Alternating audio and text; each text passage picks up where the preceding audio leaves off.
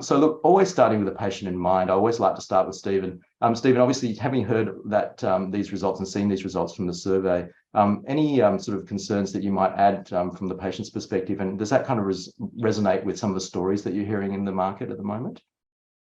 Marcus, it does. Patients are concerned about cost of living pressures. They can't afford an $80 fee to see a doctor. So too many of them are now either deferring appointments to see a GP or going less often. A big concern for a lot of younger people, particularly in the 18 to 35 cohort, is the disappearance of bulk billing. These people on low incomes that are struggling with rent and transport costs just can't afford an $80 out of pocket. So they're looking for bulk billing clinics, but they're hard to find nowadays.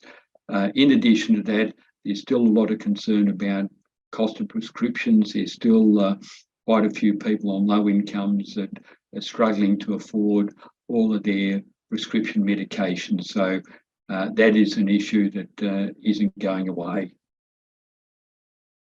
Yeah, so that's pretty concerning. Now, just over to you, Bettina, and Healthdirect Australia, for some of those people on the call who may not be entirely familiar with it, can you give me the two-second elevator pitch on Healthdirect Australia? Who funds it? What do you guys do? Thanks, Marcus. Good morning, everyone. So Healthdirect Australia is funded by all Australian governments. We provide 24/7 phone lines and digital services to Australians to get health information, advice, triage and navigation assistance. So last year we had about 120 million interactions with Australians. Just under 10 million of those were phone. So digital is a massive channel for us. Yeah, and we're actually really happy to be at Healthengine, a partner of Healthdirect Australia. So it's great working with you. Look, I guess one of the things around, one of the big things obviously about getting health information is also the governments are very keen to obviously have people go to the right services at the right time, and certainly emergency departments being full. There has been talk and a lot of investment in things like urgent care clinics and so on. And in fact, one of the initiatives that we're working with Healthdirect actually is around finding urgent care clinics and so on as one of the things to try and help people divert from going to ED inappropriately potentially. What do you, can you talk about where the place of urgent care, where you're seeing it? Are people actually understanding what urgent care is, and how would they find out about it? Yeah, look, good point. The point that Stephen made earlier about certain cohorts of consumers avoiding primary care because of the cost, we're also seeing the availability of primary care being a real challenge. And quite often people will then go to emergency departments as a backstop because they know they're open, they know they can go there and get a service eventually, and they know it doesn't cost them anything. So that has been a natural pathway for consumers when they struggle to access good primary care. So there's a few things that governments and we're working on. One of them is urgent care services. So this is where people with episodic care needs can go somewhere that's not an emergency department where it needs face-to-face.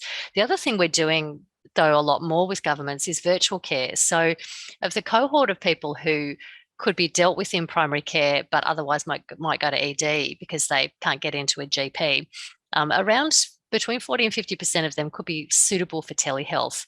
So obviously some people need a physical examination, but quite a few of them can have a virtual consult. So for us, it's actually understanding all of those pathways. It's the virtual care pathways. With urgent care services, we're trying to be really specific about what's the scope of practice in each urgent care centre, because not all of them offer the same services. So we need to be really specific about, well, what do they offer? What are their hours of operation? And what's their availability? So we're working with Healthengine and the other the 12 major booking engines, basically, so that we can see real-time availability of bookings, so that when we're talking to a consumer, particularly on the phone line, we can say to them, look, you need to see a GP really within the next 2 hours. And there's an urgent care service over here and they've got some availability for bookings. And this coming financial year, we'll be able to even make the booking for them and push through information of the triage through to the urgent care service to improve continuity of care. That's great. And maybe just changing gears a little bit, just over to you, Nick. And Nick, you've joined as the brand ambassador for health reform with the Australian Patient Association, but obviously a lot of people would recognise you.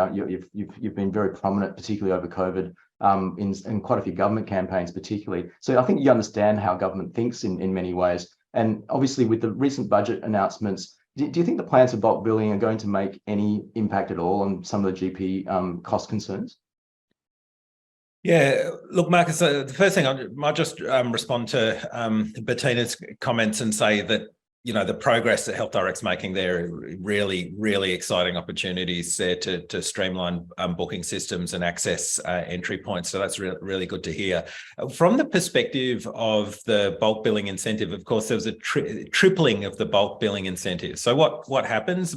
Many online will be aware, but just to explain it, and I'm not a GP, so Marcus is going to jump in if I get any of this wrong, but you've got your base level consultation fee, and if you bulk bill for that, you get an extra amount of money. So the patient pays nothing, but the clinician actually gets an incentive payment for that bulk billing. Now, even the incentive payment was rather small, I think in the order of, Marcus, how much was the bulk billing incentive? Was it about 10 or 11 bucks or something like that?